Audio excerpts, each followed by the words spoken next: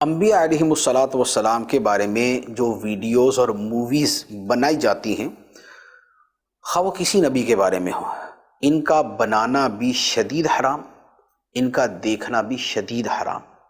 آپ صرف اتنا غور کر لیں کہ یہ جو موویز بنائی جاتی ہیں زیادہ تر تو یہ عیسائی لوگ بناتے ہیں، لیکن اب بدبخت ایسے بھی ہیں کہ جو مسلمان کہلاتے ہیں اور اس طرح کی موویز بناتے ہیں۔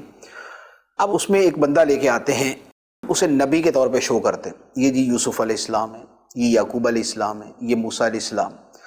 وہ کافر، فاسق، فاجر، بدکار قسم کا وہ شخص ہوتا ہے جسے معاذ اللہ حضرت موسیٰ علیہ السلام بنا کے پیش کیا جاتا ہے، جسے معاذ اللہ صحابہ کرام بنا کے پیش کیا جاتا ہے۔